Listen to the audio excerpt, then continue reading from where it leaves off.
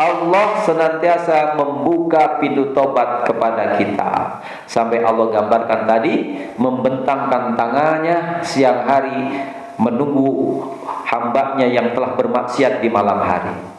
Membentangkan tangannya di malam hari menunggu hambanya yang telah bermaksiat di siang hari. Sampai terus hingga matahari terbit dari sebelah barat. Allah masih terus menerima tobatnya. Yang kedua, Allah masih terus menerima tobat hambanya sebelum sampai nyawa gorgoroh, sampai tenggorokan. Allah masih menerima tobatnya. Ketika sampai tenggorokan, maka tobat sudah tidak diterima. Sebabnya tobatnya Fir'aun, dia baru mau beriman, sadar bahwa Tuhannya Musa dan Bani Israel ada Tuhan yang benar, tidak ada Tuhan selain Tuhannya Bani Israel. Maka dia tobat, tapi tobatnya sudah telat karena nyawanya sudah sampai tenggorokan. Kita jangan sampai seperti itu. Nyawa sudah sampai tenggorokan, kita baru mau bertobat kepada Allah. Sudah tidak ada tobat, sudah ditutup tobatnya oleh Allah Subhanahu wa taala. Mudah-mudahan kita semuanya dikaruniai tobat oleh Allah sebelum ajal sampai kepada kita. Mudah-mudahan kita meninggal sudah diampuni seluruh dosa-dosanya, sehingga kita tidak lagi menanggung beban di akhirat nanti, langsung masuk surganya Allah Subhanahu wa taala. Amin ya rabbal alamin.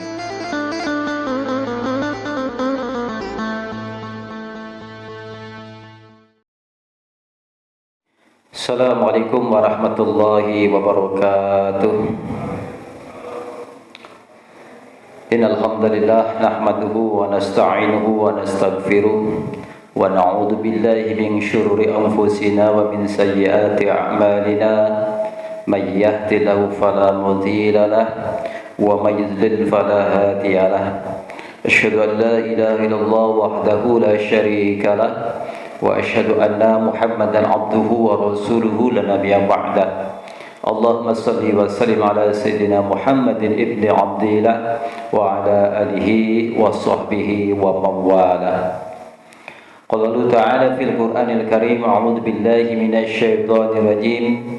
Innal ladzina qalu rabbuna Allah tsumma istaqamu tatanazzalu 'alaihimul malaikatu alla takhafu wa la tahzanu wa abshiru bil jannati allati kuntum tu'adun. Wa qala Nabi sallallahu alaihi wasallam, man ahya sunnati faqad ahabani wa man ahabani kana ma'i fil jannah.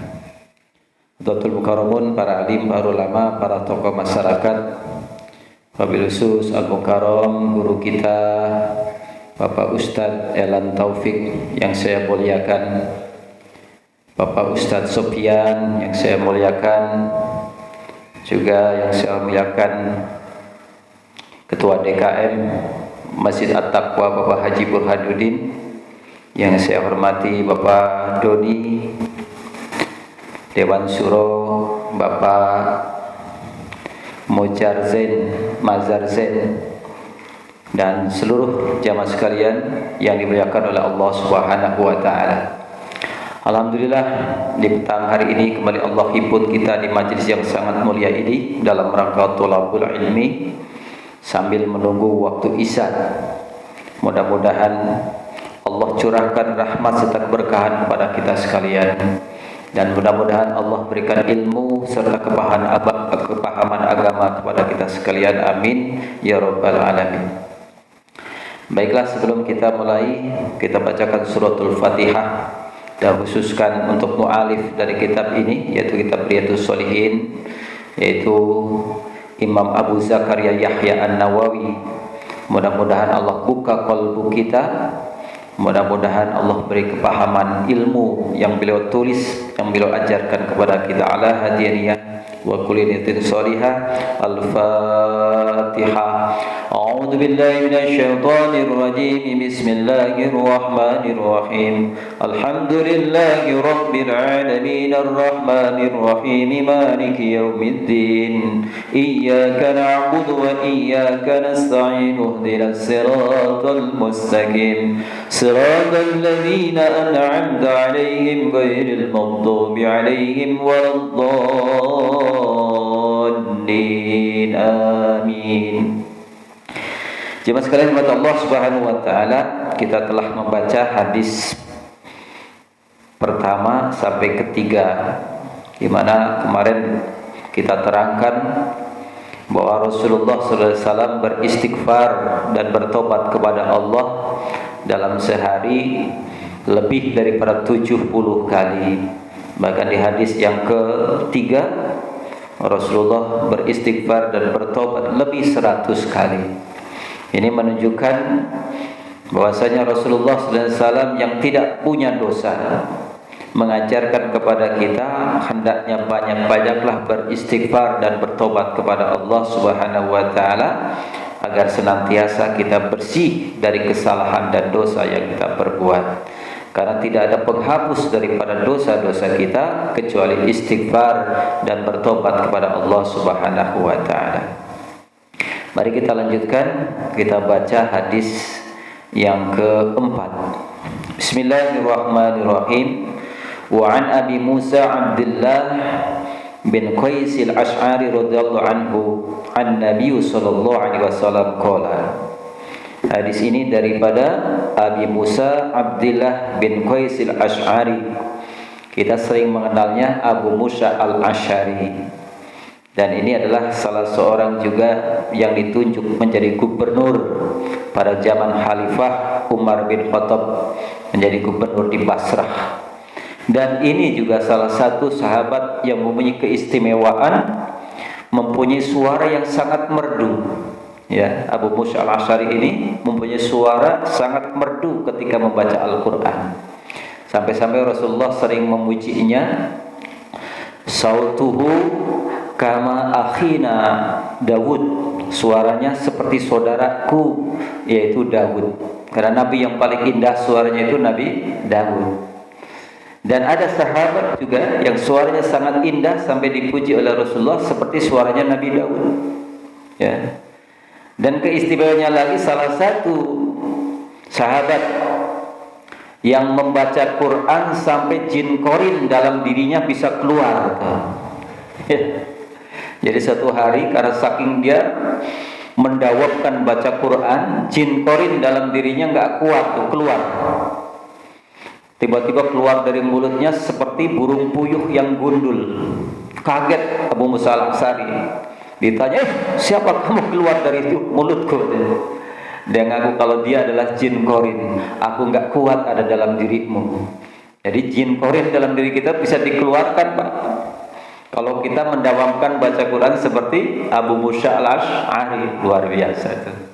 Ya, jadi semua dalam diri kita itu ketika lahir diiringi oleh setan atau jin yang bernama korin. Kita bisa menjadikan jin korin itu takluk apabila kita senantiasa dalam ketaatan Allah Subhanahu wa taala. Tapi jin itu akan senantiasa menggoda kita apabila kita senantiasa bermaksiat kepada Allah. Ya. Kalau jinnya Nabi Muhammad, jin korinya termasuk Nabi Muhammad pun diiringi oleh jin korin. Tapi dapat ditaklukkan dan masuk Islam. Dalam satu kisah katanya masih hidup sampai sekarang. Berarti umurnya sangat panjang. Ya. Sangat panjang, udah berapa abad tuh itu. Ya, jadi jin itu umurnya panjang-panjang. Ya. Baik, ya sekalian Allah Subhanahu wa taala, apa kata Abu Musa? Qala Nabi sallallahu alaihi wasallam, ya. Bahwa saya bersabda Rasulullah sallallahu alaihi wasallam. Qala innallaha ta'ala, bahwasanya Allah taala yabsutu yadahu bil lail, membentangkan tangannya di malam hari. Yatuba musi'un nahar, pada orang-orang yang bermaksiat, yang bertobat, yang melakukan kemaksiatan di malam hari, di siang hari. Wa yabsutu yadahu bin nahar, dan membentangkan tangannya di siang hari. Liyatuba musi'ul lail, pada orang-orang yang bertobat, yang bermaksiat di malam hari. Hatta tadlu samsu min maghribiha, hingga terbitnya matahari dari arah barat. Jadi Allah mengilustrasikan membentangkan tangannya. Ya, jadi kalau ada orang nggak pulang-pulang, orang tuanya ngarep-ngarep pulang, udah pergi lama, begitu datang, anaknya lari, ibunya lari sambil membentangkan tangan, mau meluk gitu. Tapi ini jangan kita artikan bahwa Allah punya tangan seperti kita. Ini hanya ilustrasi saja untuk mendekatkan pikiran kita. Tapi jangan bayangkan Allah punya tangan seperti kita, dan jangan bayangkan Allah juga punya tangan tapi beda dengan kita. Berarti sama dengan mereka-reka bentuk Allah Subhanahu wa taala. Hal ini kita harus sering tekankan, ya, bahwa Allah itu laisa kamislihi syai', berbeda sama sekali dengan sesuatu apapun, ya. Saya sering sampaikan ini karena ini tauhid, jangan sampai salah. Dalam furu'iyah kita boleh berbeda, tapi hal tauhid nggak boleh. Harus sama, harus lurus, bahwa Allah tidak mungkin akan punya tempat dan punya bentuk seperti makhluknya. Yaitu ayatnya laisa kamislihi syai'. Meskipun ada ayat-ayat lain, ya. Seperti Allah mengatakan Ar-Rahmanu 'alal 'arsy istawa, bahwa Allah yang Maha Rahman bersemayam di atas aras. Bersemayam itu duduk di atas aras. Sampai 6 kali diulang dalam Al-Quran. Itu pun bukan berarti Allah duduk di atas aras. Ya, ini harus kita yakini, ya. Kalau duduk berarti sifat makhluk tuh, ya. Kalau punya tempat sifat makhluk. Sekali lagi, Allah berbeda sama sekali dengan makhluk yang diciptakan. Karena ini ayat mutasyabihat, ayat yang harus ditakwil oleh ahlinya. Nah, Al-Quran itu ada ayat muhkamat, ada ayat mutasyabihat, ayat yang tidak bisa diartikan biar begitu saja adanya, ya. Makanya Imam Malik, Imam Hambali, Imam Syafi'i, Imam Hanafi ketika ditanya perkara ayat ini, dia jawab, ma aradallahu wa rasuluhu, hanya Allah dan Rasulnya yang tahu. Sama dengan Imam Ali, Sayyidina Ali ketika ditanya, aina Allah, di mana Allah? Dia jawab apa? Tidak layak ditanyakan zat yang adanya sebelum waktu dan tempat diciptakan. Sekarang kalau Allah duduk di atas aras, sebelum ada aras, di mana Allah? Tuh, nggak bisa diartikan. Maka istawanya Allah, ya Allah saja yang tahu, Rasulnya saja yang tahu. Seperti apa istawanya, ya? Karena Allah bukan benda, Allah bukan makhluk. Jadi nggak membutuhkan tempat dan waktu seperti kita. Itu saja. Jadi ketika menggambarkan tangan pun, maka ulama mufassir mengartikan rahmat Allah. Jadi mengilustrasikan seolah-olah ketika kita tobat itu kan kembali, ya. Ketika kita kembali kepada Allah, seolah-olah seperti ibu kandung kita yang nunggu-nunggu kita lama pergi, begitu datang kan bentang tangan mau dipeluk anaknya gitu. Atau kayak film India tuh, ya. Film India, ya, begitu ketemu sama pacarnya saling lari tuh, slow motion lagi lari sambil mau meluk begitu. Rasa kerinduan, rasa kekangenan seorang kekasih. Begitupun Allah Subhanahu wa taala ketika hambanya datang untuk bertobat, seperti membentangkan tangan memeluk kita. Sampai-sampai dikatakan Allah membentangkan tangannya di malam hari ketika ada hambanya yang telah bermaksiat bertobat di malam hari. Jadi nunggu-nunggu tuh, ada hambanya bermaksiat siang hari, Allah tunggu tuh dengan bentangan tangan menyambut taubatnya, menyambut kedatangannya. Jadi Allah tunggu tuh ketika kita bermaksiat siang hari, Allah tunggu malam hari ya untuk bertobat. Begitu kita bermaksiat di siang hari, Allah tunggu malamnya. Kita maksiat di malam hari, Dia tunggu pada siang-siangnya. Itu arti makna bentangan tangan Allah menunggu tobat kita dengan rahmatnya, dengan penuh kasih sayang. Makanya kalau kita bertobat kepada Allah itu seperti dipeluk sama Allah, dielus-elus, ya. Alhamdulillah tong, lo balik lagi tong. Ya, kalau bahasa kita ya. Lo lama lo keluar, lama lo pergi, lo minggat. Sekarang balik lagi tong, jangan pergi lagi tong. Dipeluk-peluk, dibelai-belai. Itu ilustrasinya seperti itu. Sampai-sampai dengan rahmatnya Allah demikian. Ya, ditunggu tobat kita. Maksiat siang hari ditunggu malam hari. Maksiat malam hari ditunggu tobatnya siang hari oleh Allah Subhanahu wa taala. Hatta tadlu'a syamsu min maghribiha. Tobat itu terus-menerus akan diterima oleh Allah sebelum matahari terbit dari barat. Artinya setiap hari kalau hambanya bertobat, kapanpun mau bertobat, senantiasa diterima oleh Allah Subhanahu wa ta'ala.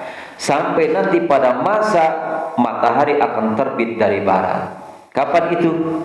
Udah menjelang kiamat.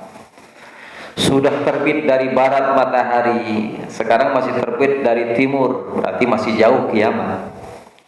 Nanti ada masanya Tuhan, bumi ini diliputi dengan asap. Nanti ada masanya dunia ini akan mataharinya terbit dari barat. Saat itu sudah tidak terdengar lagi, jangankan baca azan, Allah saja sudah tidak disebut di atas muka bumi ini. Ayat-ayat Allah sudah diangkat semuanya oleh Allah Subhanahu wa ta'ala. Sudah tidak terdengar lagi kalimat Allah. Jadi zaman yang sudah sangat luar biasa, di mana orang semua sudah ahli maksiat. Semuanya orang sudah tidak ada yang beriman kepada Allah Subhanahu wa ta'ala. Jadi bumi ini masih bertahan, Allah belum kiamatkan alam semesta ini karena masih ada banyak orang yang beribadah. Banyak orang yang masih bertobat, masih banyak bayi yang menangis, masih banyak yang azan, masih banyak yang menyebut-nyebut Allah. Kelak ketika sudah tidak ada lagi orang beribadah, tidak ada lagi azan, tidak ada lagi orang menyebut Allah, itu saatnya matahari udah terbit dari barat tuh. Itu saat itu sudah tidak ada tobat lagi, udah ditutup pintu tobat oleh Allah Subhanahu wa ta'ala. Berarti ciri-ciri kiamat ke arah itu kayaknya masih jauh. Ya, masih jauh. Jadi kesempatan tobat buat kita masih banyak. Cuma perkaranya umur kita. Memang barangkali matahari terbit dari barat masih jauh, umur kita sampai kagak gitu. Ya. Karena kita tidak pernah tahu kapan kita akan diambil oleh Allah Subhanahu wa ta'ala. Karena tidak akan pernah menyangka kapan, di mana, dalam keadaan apa kita dijemput oleh malaikat Ijrail. Karena al-maut ya'ti baktatan. Mati itu datangnya kadang tiba-tiba. Mati tidak nunggu tua tuh. Nah, mati tidak nunggu sakit dulu, bahkan masih segar bugar, sehat. Ya, habis main futsal mati. Ada tuh. Ya. Masih gadis, itu dulu ada artis dari Tasik, Nika Ardila, baru ulang tahun yang ke-19. Pulang-pulang dari diskotik nabrak portal, mati. Masya Allah, mana masih gadis, Pak, cakep, cantik. Ada juga Alda tuh dulu tuh, masih muda, masih umur 24, masuk hotel Akasia jam 2 siang, lantai 12 katanya, kamar 21. Kau tahu? Iya, baca di media. Ya, nggak keluar tuh, sampai siang hari berikutnya, nggak taunya begitu dibuka udah berbusa mulutnya, udah mati tuh. Masya Allah. Berarti umur datangnya tidak tahu, tidak memandang umur itu. Azab. Ada juga teman saya, ya, Ustaz Jeffrey Al-Bukhari tuh, habis ulang tahun yang ke-40, baru 3 hari itu 40 tahun. Habis kumpul-kumpul sama temennya di kafe Sati katanya, naik motor gede, nabrak pohon palem, palanya kebentur, meninggal juga.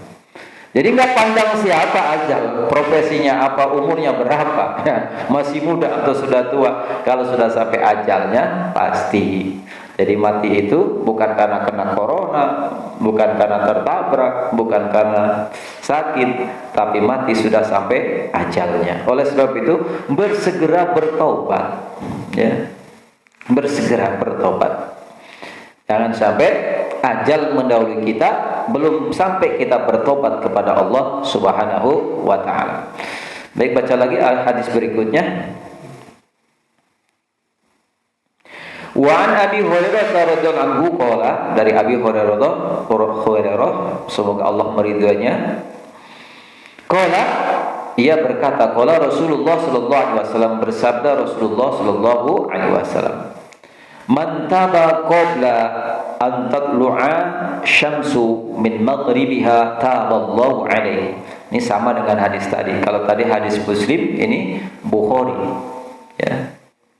Barang siapa yang bertobat sebelum matahari terbit dari sebelah barat, maka diterima tobatnya. Sama berarti hadis ini, cuma jalurnya dari Bukhari dan dari Muslim. Tadi yang pertama dari Muslim, ini Bukhari. Selanjutnya, wa an Abi Abdurrahman Abdullah bin Umar bin Khattab radhiyallahu anhuma. Hadis ini daripada Abi Abdurrahman Abdullah bin Umar bin Khattab. Kita kenalnya Abdullah bin Umar, anaknya Umar bin Khattab radhiyallahu anhuma. Semoga Allah meridhai keduanya, karena keduanya merupakan sahabat daripada Rasulullah sallallahu alaihi wasallam. Umar bin Khattab dan Abdullah anaknya itu sama-sama sahabat Rasulullah, karena sama-sama hidup sejaman, berjumpa dengan Nabi bersama dan beriman kepada Nabi dan mati dalam keadaan beriman. Itulah yang disebut sahabat.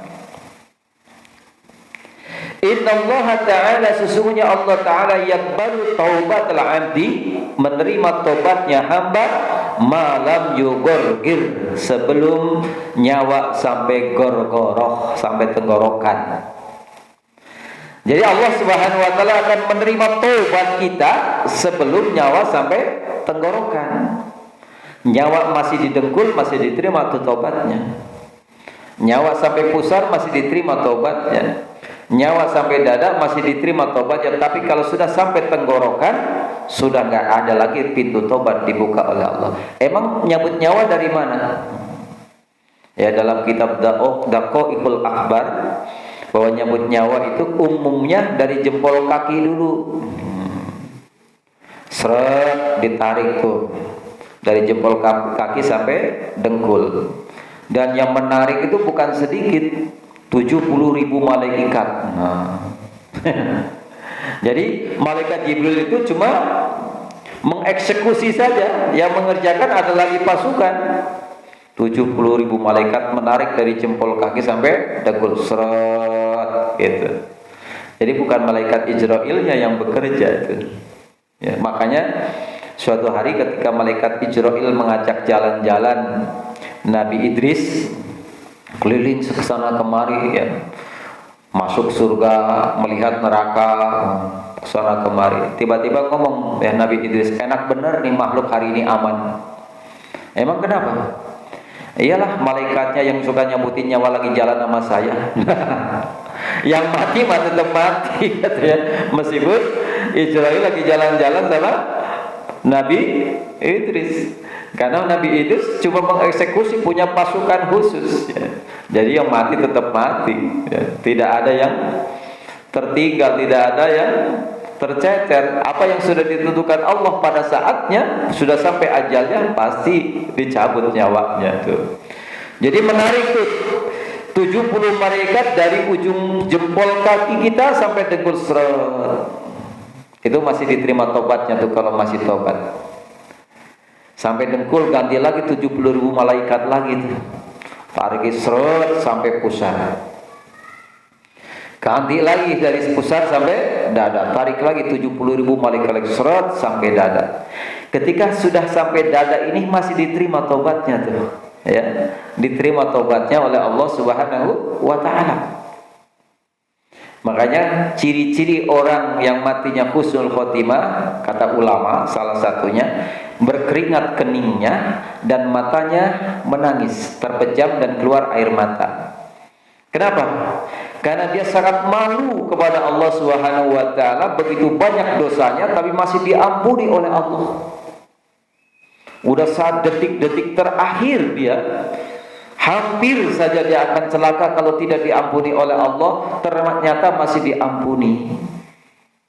Makanya berkeringat dahinya dan keluar air mata. Itu ciri katanya orang yang matinya husnul khotimah. Dia malu kepada Allah karena dosanya telah diampuni oleh Allah Subhanahu wa taala. Itu yang kebetulan lagi syakaratul mautnya dalam keadaan baik, lagi beriman dan lagi beribadah, ditalkin oleh keluarganya. Makanya ketika syakaratul maut orang tua kita itu jangan ditinggal, Pak. Talkin. Jadi talkin yang sebenarnya itu bukan di kuburan. Talkin yang sebenarnya itu ketika sedang syakaratul maut, bisikan di telinganya. La ilaha illallah, la ilaha illallah. Terus talkin.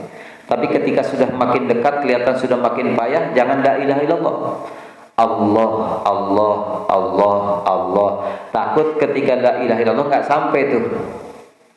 Kalau baca la ilaha, bahaya tuh. Ya, berarti tidak ada Allah. Tidak sampai la ilaha illallah. Makanya ketika sudah makin payah, talqinnya cukup Allah, Allah, Allah, Allah. Jadi jangan tinggalkan, Pak, kalau ada orang lagi syakaratul maut, ditalkin terus. Ya. Dan ketika sudah makin dekat, ulama mengajarkan jangan rame, jangan baca Yasin, jangan baca yang lain, itu saja talqin. Takut keder ya. Karena itu sangat genting, sangat sakaratul maut. Tapi kalau baru sakit, baru itu bacakan Yasin, bacakan zikir. Dan jangan sampai ada yang berhadas, apalagi membuka aurat. Malaikat pada kabur tuh. Malaikat rahmat, ya. Kan?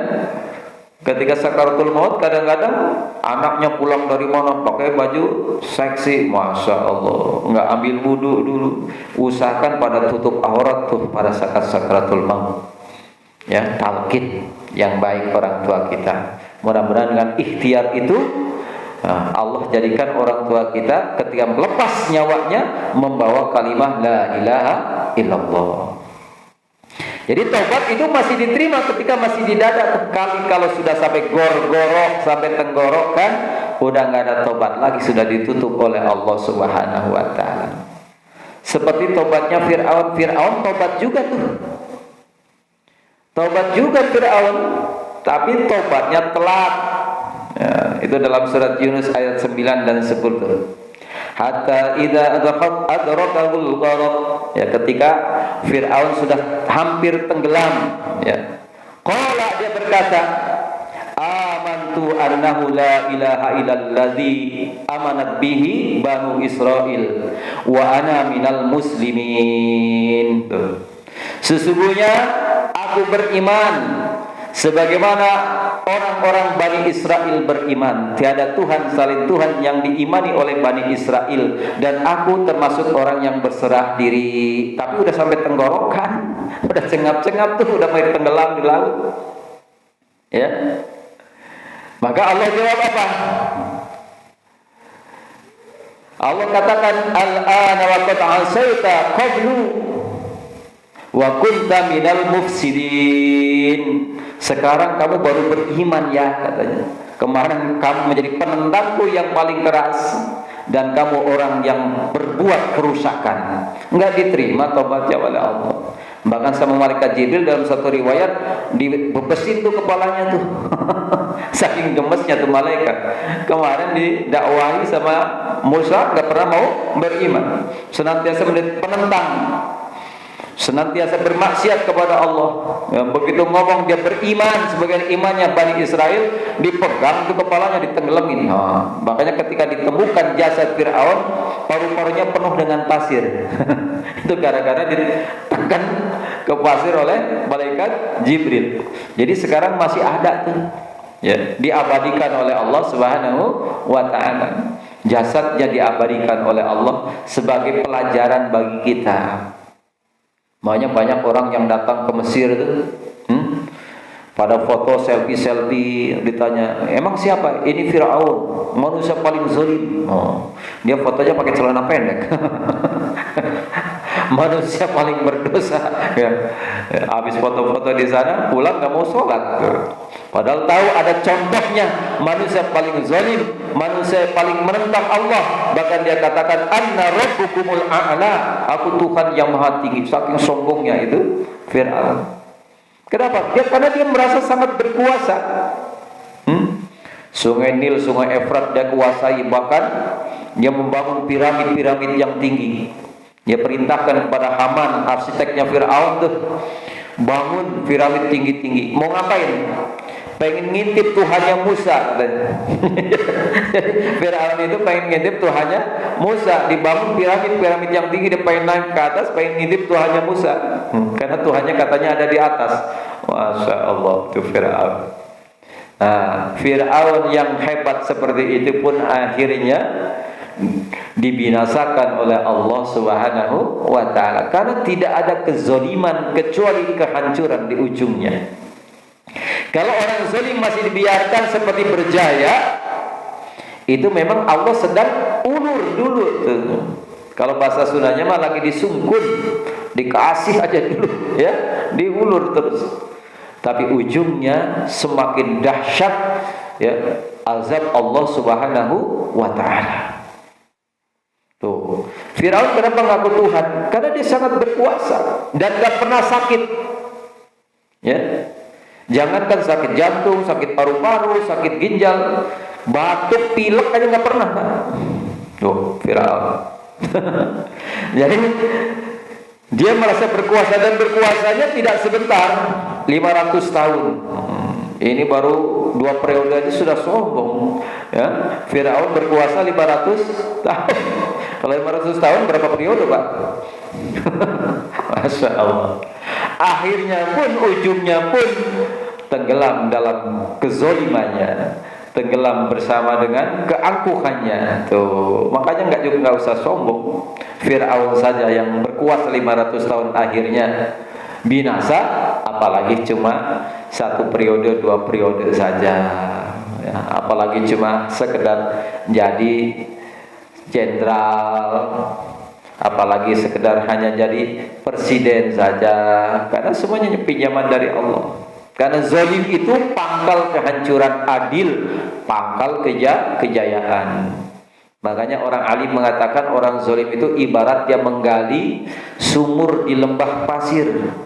Semakin dalam dia menggali, semakin besar bahaya yang akan dia terima. Karena pasir tidak ada kekuatan. Sesuatu waktu pasti akan longsor dan mengubur orang yang menggalinya. Maka hati-hati zalim, seperti menggali sumur di lembah pasir, yang suatu waktu pasirnya akan longsor dan mengubur penggalinya. Jadi nggak ada orang zalim jaya tuh, nggak ada orang yang berbuat zalim itu akan mulia, di ujungnya pasti kebinasaan. Makanya segeralah bertobat kepada Allah Subhanahu wa ta'ala. Sampai-sampai Allah katakan istighfir malam yugorgir ya, lewat lisan Rasulnya, beristighfarlah sebelum nyawa sampai gor-goro.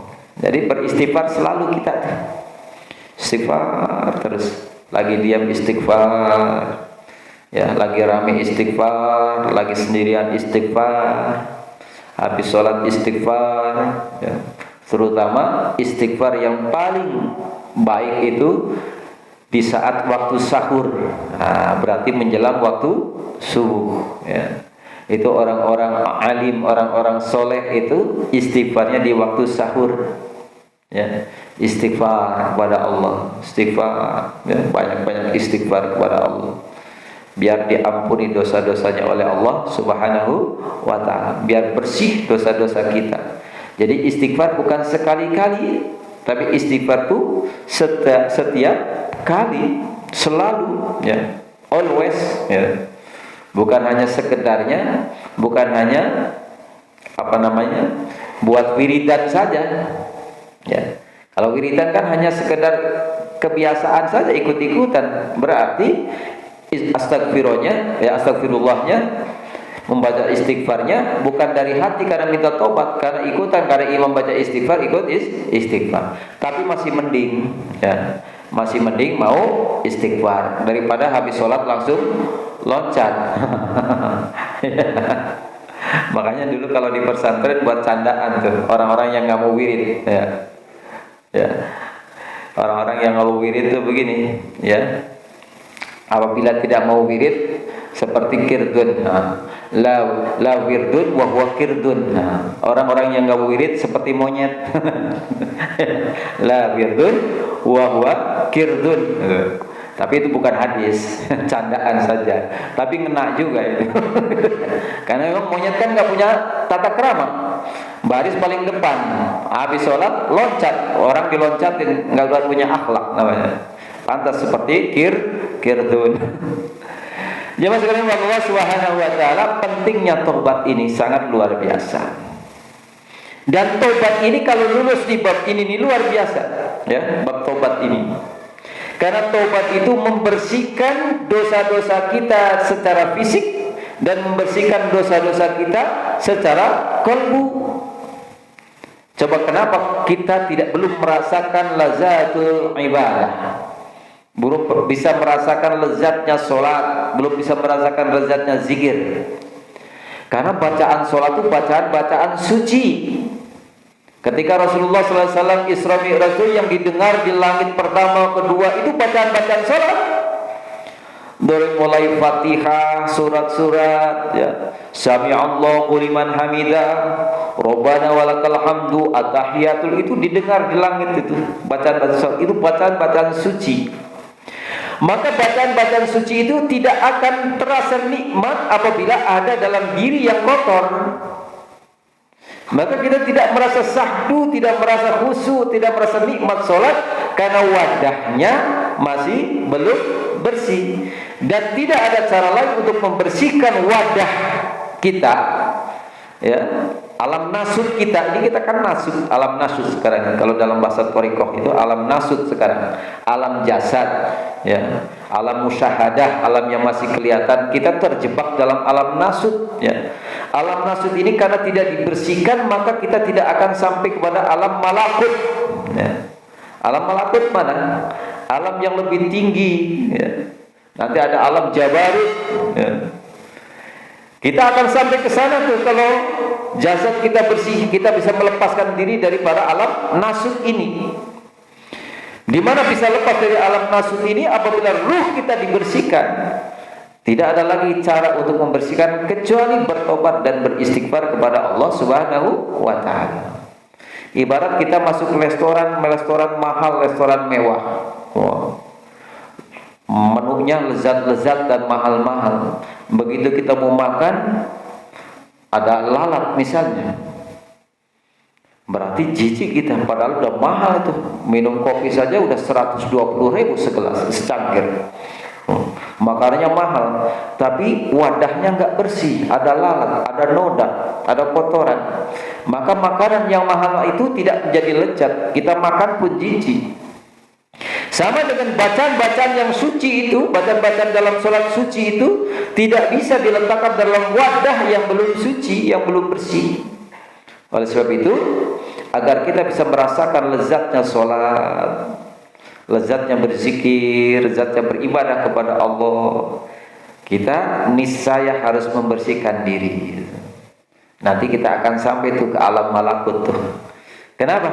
Karena sholat itu kita mi'raj. As-sholatu mizra'ul mu'minin, muslimin. Bahwa sholat itu mi'rajnya orang-orang muslim. Sama dengan Rasulullah ketika mengambil sholat mi'raj itu, ya, menghadap Allah Subhanahu wa taala. Maka umatnya pun demikian ketika sholat itu lagi mi'raj, lagi naik ke hadapan Allah Subhanahu wa taala. Bisa sampai kita cuma lepaskan dulu kita dari alam nasut ini, alam musyahadah ini, dengan cara apa? Membersihkan jiwa kita, menyucikan diri kita daripada dosa-dosa. Nanti naik turuh kita tuh, sampai kita ke alam malakut, ya. Karena hal ini sudah bisa dialami para kekasih-kekasih Allah, para wali-wali Allah. Sampai dia sholatnya sampai mi'raj ke malakut, ya, maka kita pun insya Allah bisa. Caranya bagaimana? Ya harus melewati thariqat kita. Ya, saya telah menerangkan apa thariqat. Thariqat itu sama kalau dalam fikihnya itu mazhab. Ya. Kalau dalam apa? Dalam ilmu hati, ilmu qalbu itu, tasawuf itu thariqat namanya. Itu mazhab juga, tapi mazhab dalam hal ilmu qalbu. Nah, orang-orang seperti kita udah umur-umur di atas 40 tahun harus masuk thariqat. Ya. Apa thariqat? Jalan menuju ma'rifatullah, mengenal Allah Subhanahu wa taala. Makanya ngajinya udah mulai ngaji rasa tuh. Ya, udah mulai ngaji hakikat, ya. Jangan ngaji permukaan saja. Karena selama ini yang kita perdebatkan hal-hal yang di permukaan. Cara iktidal, cara sedekapnya kita, ya. Cara memakai kain cungkrangkah, agak cungkrang atau tidak cungkrang, nah, itu kan hal fikih yang tidak akan pernah sama sampai kiamat, pasti akan berbeda. Tentang kunut, ya, tentang usoli, itu furu'iyah, ya. Kita harus mulai masuk kepada hakikat, maka kita harus berthariqat agar sampai kepada ma'rifatullah. Jemaah sekalian Allah Subhanahu wa taala, sekali lagi Allah senantiasa membuka pintu tobat kepada kita. Sampai Allah gambarkan tadi, membentangkan tangannya siang hari menunggu hambanya yang telah bermaksiat di malam hari. Membentangkan tangannya di malam hari menunggu hambanya yang telah bermaksiat di siang hari. Sampai terus hingga matahari terbit dari sebelah barat. Allah masih terus menerima tobatnya. Yang kedua, Allah masih terus menerima tobat hambanya sebelum sampai nyawa gorgoroh, sampai tenggorokan. Allah masih menerima tobatnya.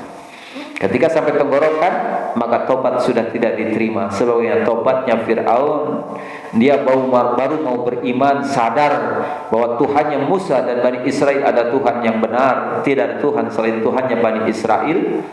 Maka dia tobat, tapi tobatnya sudah telat karena nyawanya sudah sampai tenggorokan. Kita jangan sampai seperti itu.